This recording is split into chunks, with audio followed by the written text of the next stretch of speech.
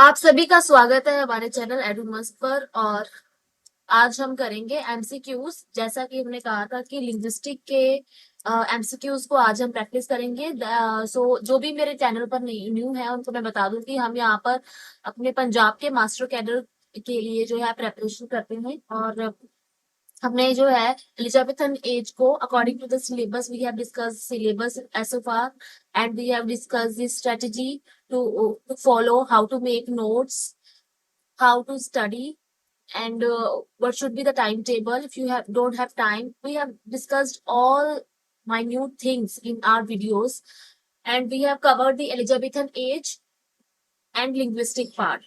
And अगर वहां पर कुछ आपको लगता है कि वहां से कुछ प्रॉब्लम है तो आप मुझसे शेयर कर सकते हो। और अभी हम एमसीक्यूज जो है प्रैक्टिस कर रहे हैं यहाँ पर। तो एमसीक्यूज के थ्रू भी हम बहुत कुछ जो है समझ सकते हैं। इसके बाद में मैं आपको प्रीवियस ईयर पेपर्स भी जो है लास्ट ईयर्स के, वो हम इसके बाद में प्रैक्टिस करेंगे। आज की वीडियो के बाद में नेक्स्ट वीडियो जो हमारी रहेगी वो हमारी रहेगी एमसीक्यूज के ऊपर में। ठीक है, तो उसको तो मैं आज ही जो है स्टार्ट कर दूंगी रिकॉर्ड करना, बिकॉज उसकी जो है आपको 2 या 3 वीडियो में जैसा भी होगा तो हम उसको पेपर को समझने की, उसको एनालाइज करने की कोशिश करेंगे, सो दैट जब पेपर आए तो हमको कोई प्रॉब्लम ना रहे। और मैं चाहती हूँ कि जब तक हमारा पेपर आए तो आपको यहाँ पे सारा सिलेबस कवर हो जाए फ्री ऑफ कॉस्ट, यहाँ पर है जो आपकी सीरीज चल रही है। सो अगर आप मेरे बारे में नहीं जानते हो तो जैसा कि आपने अगर डिस्क्रिप्शन पढ़ी होगी तो वहां पर मैंने 2 टाइम जो है यूजीसी नेट क्लियर किया है, master cadre, C TET, P S TET. ये सभी जो एग्जाम जो बेसिक रिक्वायरमेंट रहती है किसी भी एग्जाम को देने के लिए, लिटरेचर के लिए, वो यहाँ पर फुलफिल की हुई है। ठीक है, सो यहाँ पर मास्टर का पेपर मैंने खुद ने भी क्लियर किया हुआ है। तो यहाँ पर आपको बिल्कुल एक एक्सपर्ट की ही राय मिल रही है। ठीक है, ऐसा नहीं है कि कुछ भी एग्जाम क्लियर किया नहीं है और आपको यहाँ पे सलाह दे रहे हैं, ऐसा कुछ नहीं है। और आपको पता है कि कोचिंग सेंटर में फीस बहुत ज्यादा होती है, तो जो बच्चे नहीं ले सकते उस कोर्सेज को, उनके लिए ये मैंने एक इनिशिएटिव लिया है, जो कि मैंने बहुत पहले सोचा था कि फ्री ऑफ कॉस्ट आपको एक प्लेटफॉर्म प्रोवाइड किया जाए। देखिए, अगर कुछ भी अगर हम कुछ और कोर्स लेते हैं, ठीक है, तो टाइम तो देखो सेम ही लगेगा। ठीक है, अभी अगर आपका मोटिवेशन रहेगा तो मैं यहाँ पर आपको ज्यादा से ज्यादा कंटेंट प्रोवाइड करने की जो है वो एक हिम्मत आती है हमारे अंदर, क्योंकि डिटर्मिनेशन होता है ना। सो क्योंकि अभी पेपर भी थोड़ा सा दूर है, तो लेकिन आपका सपोर्ट रहेगा तो बिल्कुल यहाँ पे आपको सब कुछ कवर करवाया जाएगा free of cost. Let's dive into the video. So very first question, जैसा कि आपको पता है कि हमने लिंग्विस्टिक की जो है 6 to 7 वीडियोस हैं वहां पर, वो आप उसको कवर कर लीजिए, कवर थ्रू दी वीडियोस। ठीक है, उसको कवर कीजिए। और चलिए प्रैक्टिस करते हैं क्वेश्चंस को। So very first question is, which of the following is a voiceless bilabial stop. अभी हमने जो है आपको पता होगा कि मैंने आपको पढ़ाया था कि साउंड्स जो है फोनेटिक में हम इस तरह से ये जो साइन रहते हैं इनके बीच में पुट करते हैं लेटर्स को, जैसे बी, ठीक है, और फिर पी हो गया। इस तरह से हम उसको लेटर्स जो है पुट करते हैं हम अपने लिंग्विस्टिक में। Linguistic is the study of science, if you know. तो इसमें हमने थ्योरिस्ट भी पढ़े हैं, इसमें हमने हमने मेथड्स को भी डिस्कस किया है, इसमें हमने साउंड सिस्टम को, उसके पार्ट्स को, उसके लेवल्स को, स्ट्रक्चर को, सबको समझने की कोशिश की है। और यहाँ पर क्वेश्चन है वॉइसलेस। सो 2 टाइप के होते हैं हमारे पास में, वॉइस्ड और वॉइसलेस। ठीक है, ये साउंड्स होती है हमारे पास में, जो जिन भी साउंड्स में आपको वाइब्रेशन महसूस होती है, जिन भी साउंड्स में आपको गले में आपके वाइब्रेशन महसूस होती है, दैट आर वॉइस। जैसे ठ बोलेंगे आप, ठीक है, ड बोल के देखिए तो आपको वाइब्रेशन महसूस होगी। लेकिन जिनमें भी आपको वाइब्रेशन महसूस नहीं होती है उनको हम वॉइसलेस बोलते हैं, वॉइसलेस साउंड्स। ठीक है, सो आप पहले क्वेश्चन का आंसर करने की कोशिश करेंगे। ये साउंड्स आपके सामने है, options A B C D. आपका कौन सा ऑप्शन रहेगा आप उसको टिक कर सकते हो।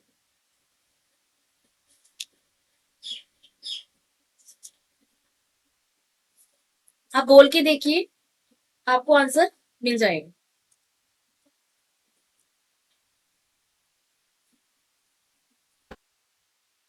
तो यस, इसका आंसर आप बोल के देखिए ब, ब, ब में आपको हाथ रखिए अपने गले पे, ब, प, म, फ। जैसे आप कोई बस, ब से बोल लेते हैं बस, पी से पेन, म से म, मैन, वॉइसलेस, फ, फ। तो इसका आंसर है प। ठीक है, इसका करेक्ट आंसर है प। नेक्स्ट क्वेश्चन,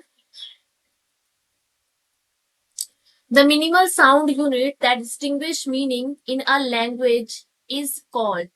एक ऐसा मिनिमल साउंड यूनिट होते हैं जिसके कि आप अब आगे उसको टुकड़े नहीं कर सकते, जिसको आप ब्रेक नहीं कर सकते, that is called the minimal sound unit that distinguish meaning in a language is called morpheme, allophone, allophone, phoneme, grapheme. अभी आपको क्या करना है, इससे देखिए किसी भी क्वेश्चन से नोट्स बनाने का तरीका क्या है, आपको एक एक लाइन में इनको अपने माइंड में या फिर अपने नोट्स में आज ही इसको डिस्क्राइब करना है कि ये चीज क्या है। मॉर्फीम है तो वो स्टडी ऑफ वर्ड्स है, राइट। एलोफीन है तो एलोफीन किसको बोलते हैं, जैसे एक ही साउंड के दो एक ही लेटर के हम दो साउंड्स वो अलग अलग जगह पे स्ट्रेस और अनस्ट्रेस की वजह से अलग तरह से प्रोनाउंस होता है। ठीक है, phoneme is a minimal sound unit, grapheme written words. तो आप इन सबको डिस्टिंग्विश करेंगे तो मिनिमल साउंड यूनिट यहाँ पर आपका करेक्ट आंसर बन जाता है फनीम। ठीक है, यहाँ पर आंसर बनता है फनीम। इस तरह से आपको लिंग्विस्टिक, देखिए linguistic is very much scientific aspect of study. So आप इसको साइंटिफिकली समझ सकते हो, इसमें बहुत थोड़ा ही है सब कुछ। ठीक है, और आप इसको अगर स्ट्रेटेजिकली कवर करेंगे और it is like a math, अगर आपको एक चीज समझ में आ गई तो आप उस फील्ड के सारे ही क्वेश्चन जो है सॉल्व कर पाएंगे। So next is the word unhappiness consist of how many morphemes. तो अनहैप्पीनेस में आपको कितने मॉर्फीम्स है, ऐसे क्वेश्चन आपके मास्टर कैडर में आते हैं बिल्कुल। ठीक है, तो अनहैप्पीनेस में आपको बताना है कितने मॉर्फीम है। तो बेसिकली पहले आपको मॉर्फीम आप पता करेंगे, हमने मॉर्फीम बहुत अच्छे से किया हुआ है। मॉर्फीम के अंदर में ये जो वर्ड है अनहैप्पीनेस, इसके कितने इसके अंदर में कंसिस्ट है वर्ड्स, 1 2 3 4।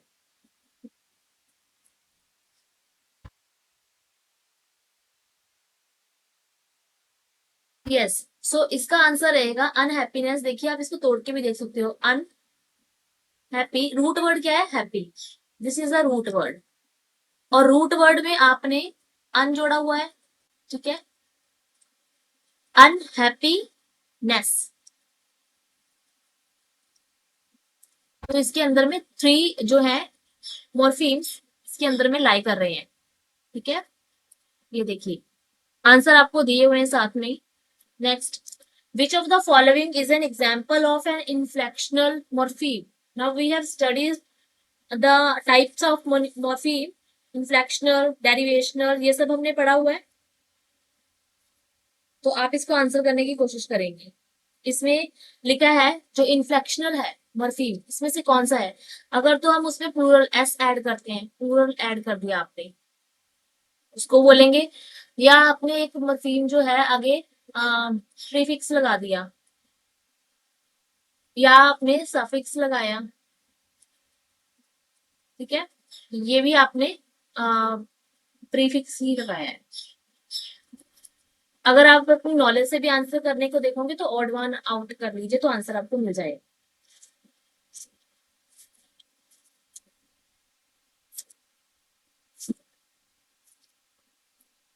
तो आप इसको रीड करिए अच्छे से क्वेश्चन को। ऑड वन आउट भी करते हैं अगर हम इसको ऑड वन आउट करने की कोशिश करते हैं। ठीक है, तो आई होप आपने आंसर इसका निकाल लिया होगा अब तक। अच्छा, ओड वन आउट के हिसाब से भी इसका आंसर एस, क्योंकि इसमें सब में प्रीफिक्स सफिक्स लगाया हुआ है, तो ऑब्वियसली जो प्लूरल है लगाया हमने उसको एक से दो बना दिया, मतलब ज्यादा में एक से अनेक बना दिया, तो उसको इनफ्लेक्शनल बोलते हैं। ठीक है, नेक्स्ट क्वेश्चन,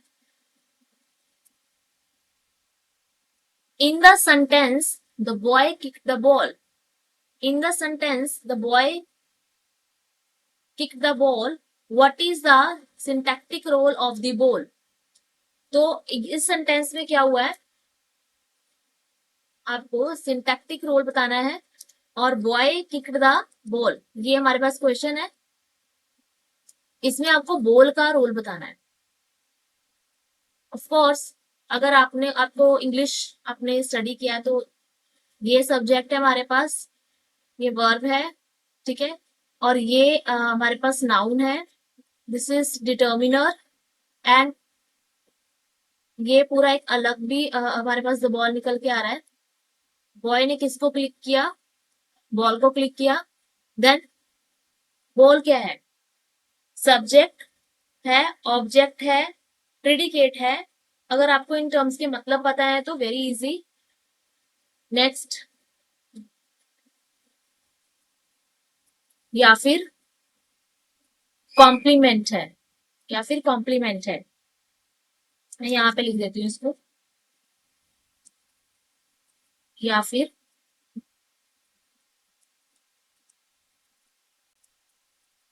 कॉम्प्लीमेंट है। So a very basic concept, complement होता है अगर यहाँ पर नाउन फ्रेज या एडजेक्टिव फ्रेज या एडवर्बियल फ्रेज इस तरह से लग जाए तो कॉम्प्लीमेंट हो गया। प्रिडिकेट होता है, एक तो सब्जेक्ट होता है, दूसरा प्रिडिकेट होता है, ठीक है, तो ये भी नहीं है। ऑब्जेक्ट ये हो सकता है सब्जेक्ट, क्योंकि द बॉय है तो यहाँ पे बॉल का रोल पूछा उन्होंने, यही बॉल पूछा है ना, यस बॉल का पूछा है। तो अगर यहाँ पर हमसे बॉल का पूछा है तो बॉल जो है वो ऑब्जेक्ट है और ये सब्जेक्ट है, तो वेरी इजी क्वेश्चन। लेकिन पेपर में अगर आपने कभी पढ़ा नहीं है कॉन्सेप्ट तो आप इसमें कंफ्यूज जरूर होंगे, अभी आपको लगेगा कि ये तो बहुत ही बेसिक क्वेश्चन है, बट जब पेपर में आएगा ना तो आप इसको इस तरह से नहीं सोचेंगे कि ऐसे ये क्वेश्चन है, आप इस वर्ड पे शायद अटक जाएंगे और आप इसके बारे में सोचने लग जाएंगे ये तो हमने पढ़ा ही नहीं है, सो हो सकता है कुछ और हो, तब हम वहां पे अटक जाते हैं। तो इजी क्वेश्चन भी प्रैक्टिस करना बहुत जरूरी रहता है। So next,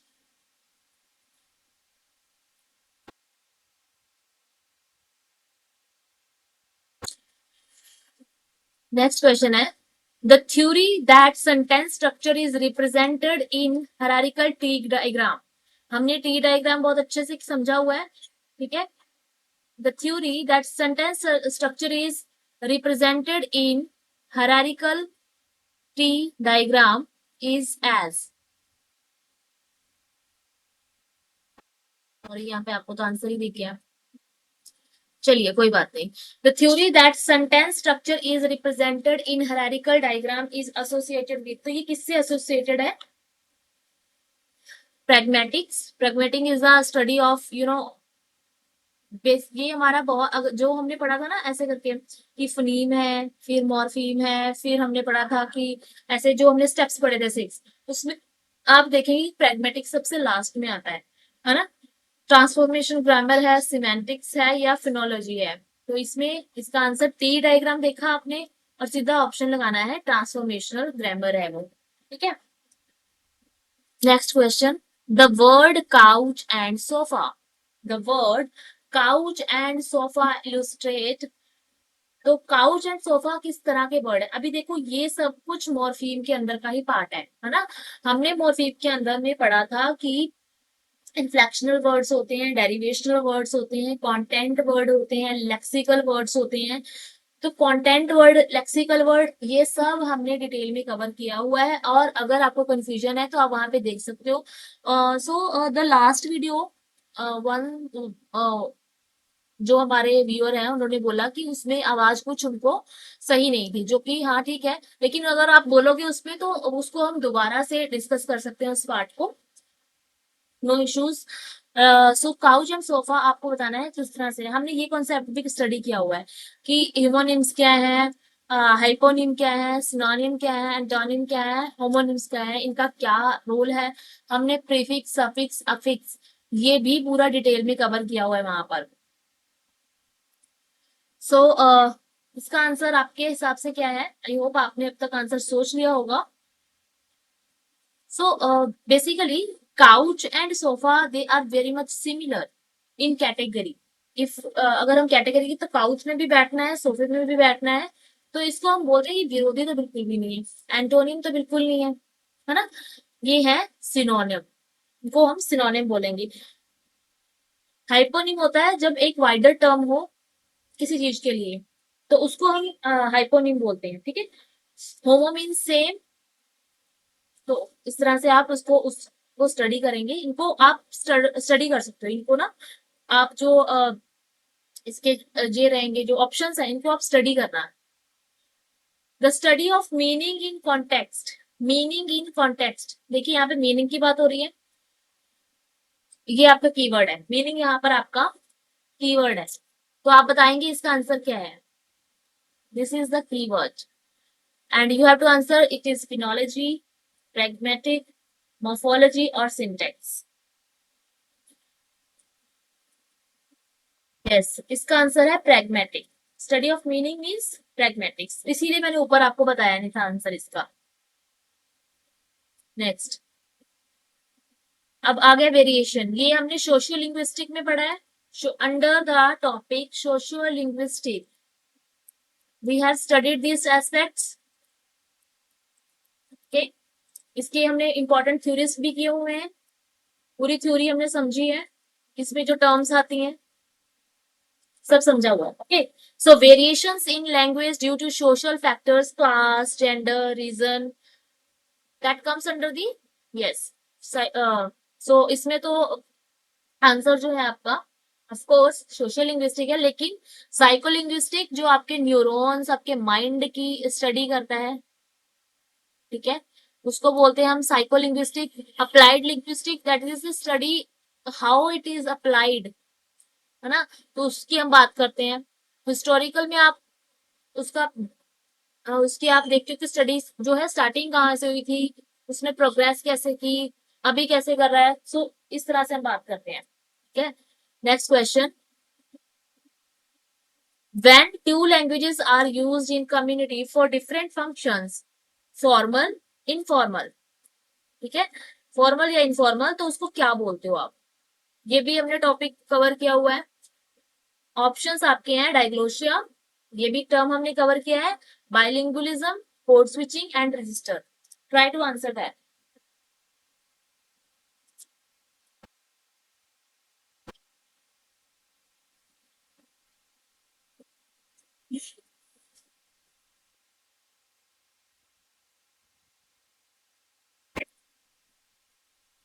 so basically I hope question आप दोबारा देखना चाहेंगे, तो क्वेश्चन है हमारा, when two languages are used in community, दो लैंग्वेज एक कम्युनिटी में यूज हो रही है, कभी फॉर्मल तो कभी इनफॉर्मल, तो उसको क्या बोलेंगे।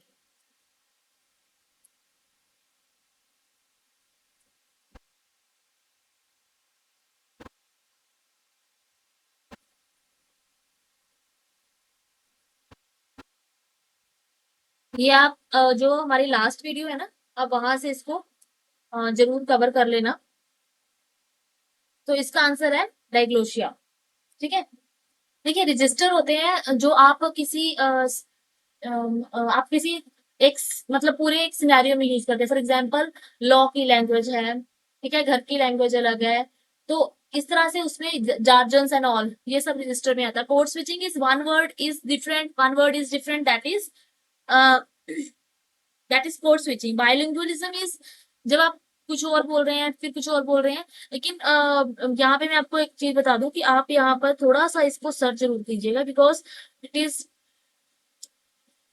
somehow आई थिंक आप इसको ना डायग्लोसिया और बाइलिंगुअलिज्म में आप इसको ना एक बार क्रॉस चेक करना, बाकी मैं कमेंट सेक्शन में इसका आंसर आपको दूंगी, okay.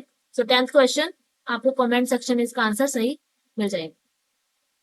Next question is code mixing.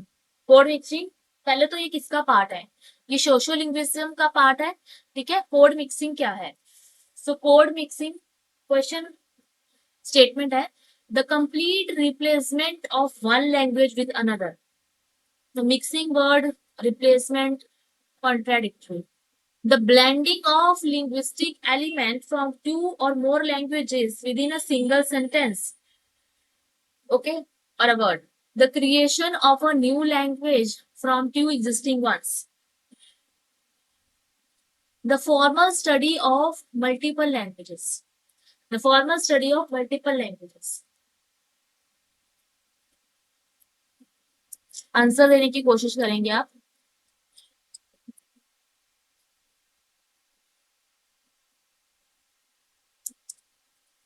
Keywords के थ्रू जाइए, आंसर इजीली मिल जाएगा।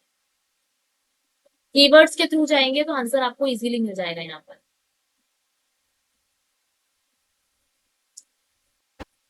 Let's see the answer. The blending of linguistic from two और मोर लैंग्वेजेस, करेक्ट, यही आंसर रहेगा। क्यों? देखिए मैंने आपको बताया ना, मिक्सिंग और रिप्लेस ही कर देना किसी चीज को, तो ये ऑप्शन थोड़ा सा हमें सही नहीं लगा था।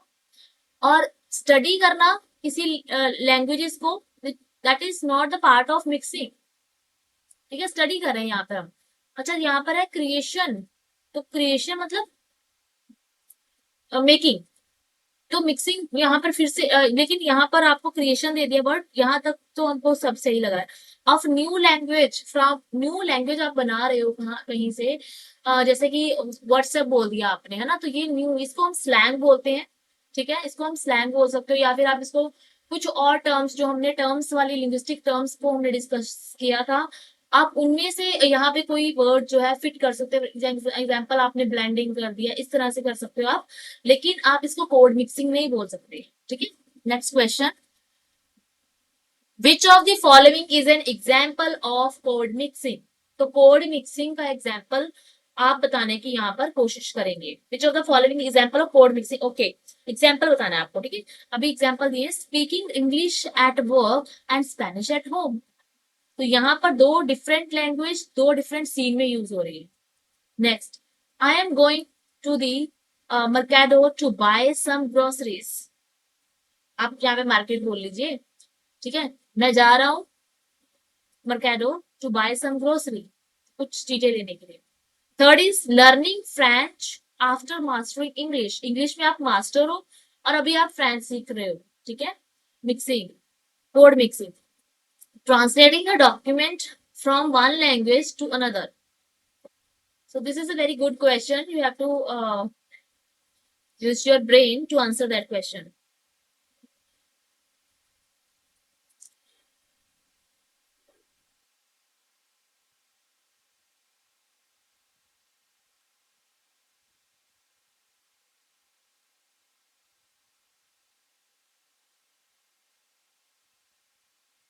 Okay, so I hope आपने अभी तक आंसर दे दिया होगा।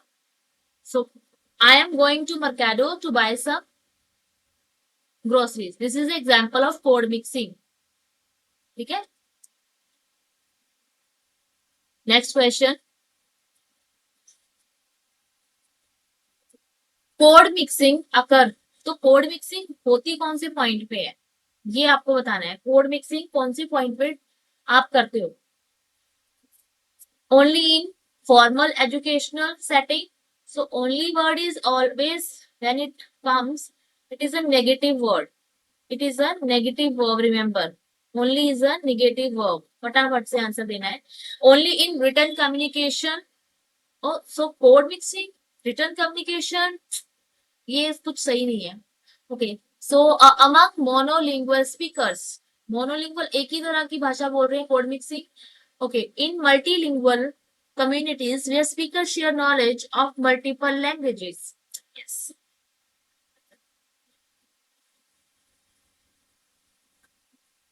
Try to answer.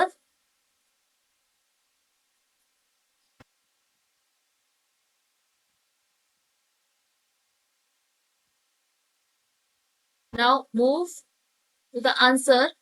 So the right answer is in multilingual communities. So ये दो तो हमने वैसे ही कर दिए, क्योंकि इन्होंने कुछ पूछा नहीं, कोई ऐसा नहीं पूछा कि ऐसा होगा तो ऐसा होगा, इन्होंने सिंपली एक स्टेटमेंट पूछी है। और मोनोलिंगुअल एक ही लैंग्वेज बोल रहे हो तो कोड मिक्सिंग का कोई सवाल ही नहीं। कोड मिक्सिंग इज जब आप एक लैंग्वेज को दूसरी लैंग्वेज के साथ में कुछ मिक्स कर देते हो, that is code mixing.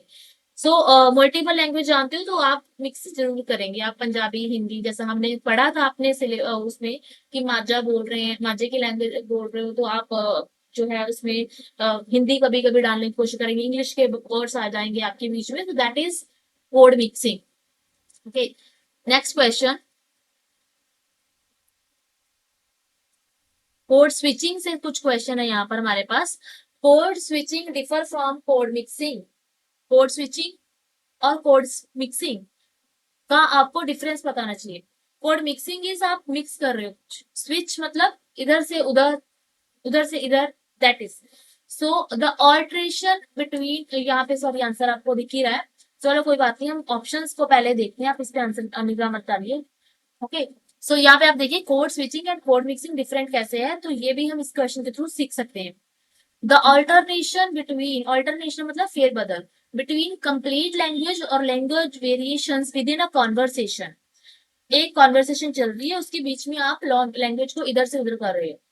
Only the mixing of vocabulary items, only is a negative word I told you. तो आपने यहाँ पर ना वर्ड्स में नोट को ध्यान से पढ़ना है, जब आप नोट्स को ध्यान से पढ़ेंगे तो आपको वैसे ही पता लग जाएगा कि what I am trying to say. It is not that in English there are always exception, as you know, exceptions होती है इंग्लिश में हमेशा ही, because English is a board language, that is why there are some exceptions जो कि हमारे हिंदी पंजाबी में नहीं होती है। ठीक है, तो यहाँ पर रहता है, तो only the mixing of vocabulary items, the loss of linguistic competence, loss of linguistic competence, तो ये तो बिल्कुल भी नहीं हो सकता है ना, हम आइडिया भी लगा लें अगर तो।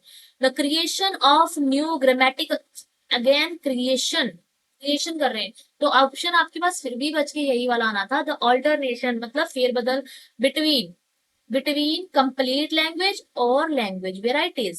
This is the right answer. This is the basic difference between the code mixing and code switching. Next question.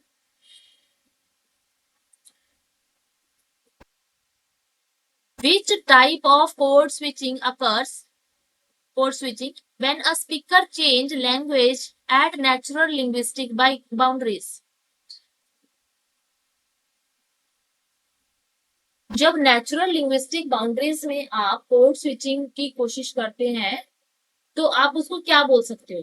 हमने पढ़ा था कोड स्विचिंग में आगे टाइप्स डिवाइडेड है, तो कोड स्विचिंग के अंदर में भी intersentential, intrasentential switching, tag switching, metaphorical switching, ये सब पार्ट्स होते हैं। लेकिन आपको बताना है ये कौन सा टाइप है जब स्पीकर चेंज करता है at natural linguistic boundary, natural linguistic boundaries में वो अपने आप को चेंज करने, तो इसका आंसर है इंटरसेंसेशनल, इंटरसेंसेशनल। ठीक है, आप इन वर्ड्स को ना आप लिख लीजिए और इनके ऊपर एक एक नोट जो है अपना बना लीजिएगा। I don't remember that we have covered metaphorical और स्विचिंग और not, but definitely we have covered the intra और sententional। इसको ना आप इंट्रा मतलब, इंटर मतलब सेंटेंस के अंदर में, है ना, इंट्रा मतलब सेंटेंस के, तो आप इस तरह से इसको कवर करोगे, अंदर और बाहर का चक्कर है कि सेंटेंस के, जैसे एक सेंटेंस लिखा आपने, थोड़े से वर्ड यहाँ पर कुछ अलग लैंग्वेज यूज कर ली, या फिर आपने ये यहाँ पर यूज की है लैंग्वेज डिफरेंट और यहाँ पे कुछ और different, that is inter and intra sensational. Okay, now you know what I mean, you know what I mean, a word is an example of, you know what I mean, a word is an example of, ये किसका example है? Code mixing का, track switching का, पिग्नाइजेशन का, या creolisation का? इसका answer दीजिए आप।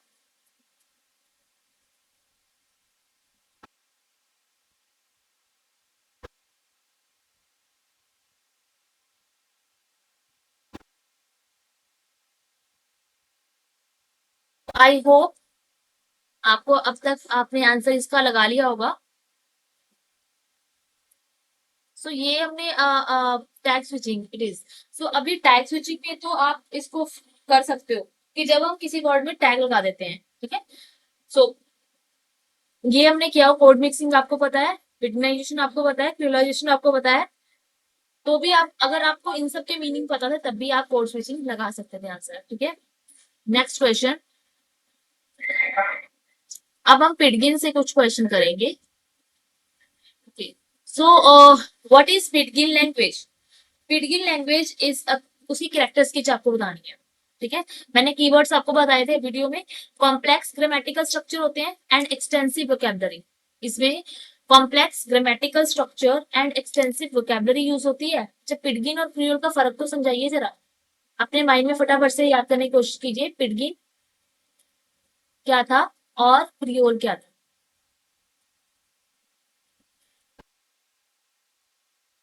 So complex grammatical structure, extensive vocabulary, extensive, okay. Simplified grammar, limited vocabulary, and used for specific communicative purposes. If you know, you know. Being the native language of a speech community. Native language, speech community, having a standardized writing system. Standardized writing system. How? सो जिसको basically अगर वो video भी आपने देखा है तो भी आप पिडगिन और क्रियोल का डिफरेंस बड़े इजीली आप बता दोगे। मतलब इसके लिए आपको लंबी चौड़ी पिडगिन क्रियोल की थ्योरी नहीं आनी चाहिए, आपको सिर्फ वर्ड्स पकड़ने हैं जो इसके अंदर में हिडन है। आंसर तो क्वेश्चन के अंदर ही है ना, आप ऐसा कह सकते हो, ऑप्शंस में ही है। Yes, let's see. Yes, simplified grammar. Yes, देखिए पिटकिन में आपको आप यही से समझ लीजिए कि उसकी कोई भी ग्रामर नहीं होती है, उसकी स्टैंडर्डाइज राइटिंग सिस्टम नहीं होता है। ये बेसिकली स्टार्टिंग में बिजनेस पर्पसेस के लिए दो अनम्यूचुअल जो लैंग्वेजेस होती हैं वो आपस में जब कम्युनिकेट करते हैं, दैट इज पिटगिन। और वहां पर अगर वो धीरे धीरे उसी क्षेत्र की भाषा बन जाती है, उसमें वर्ड्स वोकैबुलरी जुड़ जाती है, तब वो क्रियोल बन जाती है, ना कि pidgin. Okay, next question. Pidgin typically develop, develop कहाँ से हुई है?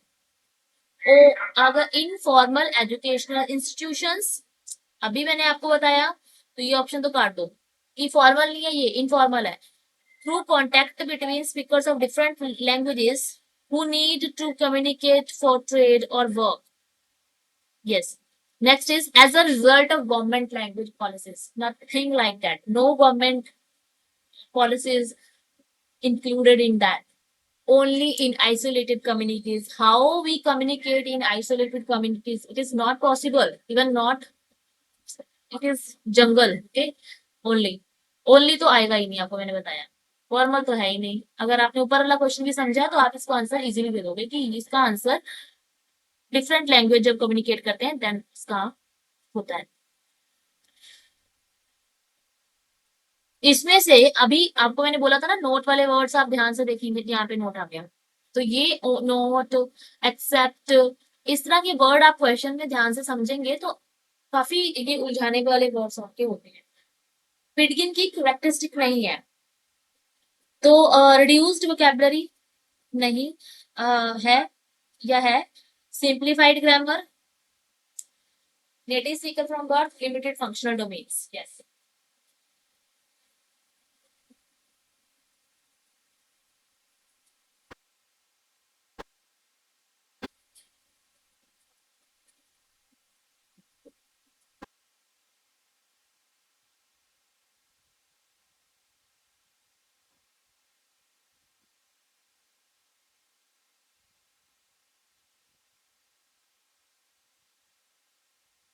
इसका आंसर है native speaker for from birth. ये इसकी कैरेक्टरिस्टिक नहीं है, बाकी सभी इसकी कैरेक्टरिस्टिक है। Okay, next question. A creole language develop when? Creole language कब डेवलप होती है? A Pidgin become the native language. Pidgin Creole. Now Creole, they are asking about the Creole. A Pidgin becomes the native language of a speech community. Two standard languages merge completely. A language undergoes rapid vocabulary expansion. Speakers abandon their native language. अभी पढ़ा था हमने creole कैसे develop होती है, जब पिडगिन वहीं की भाषा बन जाती है ना, नेटिव लैंग्वेज बन जाती है। So answer is very clear. Yes, very right. Answer number A. This is the right answer. Because native language बन जाती है स्पीच कम्युनिटी की, then it is called pidgin language that we are studied pidgin and creole. Let's write here pidgin. हमने क्या पढ़ा है? पिटगिन पढ़ा है. हमने थोड़ा सा क्रियोल देख लिया है. कोड मिक्सिंग, कोड स्विचिंग, है ना. और हमने देखा है कुछ एस्पेक्ट जो है, इन्होंने मॉर्फीन से यहाँ पे हमारे पास क्वेश्चन थे. तो इस तरह से हमने कुछ कुछ एस्पेक्ट को कवर करने की 20 क्वेश्चंस के थ्रू हमने टोटल 20 क्वेश्चंस यहाँ पर सॉल्व किए हैं from linguistic section. And I hope यहाँ से आपको काफी क्लैरिटी मिली होगी. अगर आपको वीडियो अच्छी लगी है तो लाइक कमेंट शेयर करना ना भूलिएगा और चैनल को सब्सक्राइब करके बेल आइकन को प्रेस कर लेना so that you will get to know about the new videos that I will upload. And till then keep study एंड आप इस चैनल के साथ में जुड़े रहिए. नेक्स्ट वीडियो जो है हम जो है प्रीवियस ईयर का पेपर जो है सॉल्व करने की कोशिश करेंगे so that we come to know which is which was the level of the exam and what can be the level of exam so that we can decode the question paper, we can decode the exam simultaneously. So thank you for watching the video.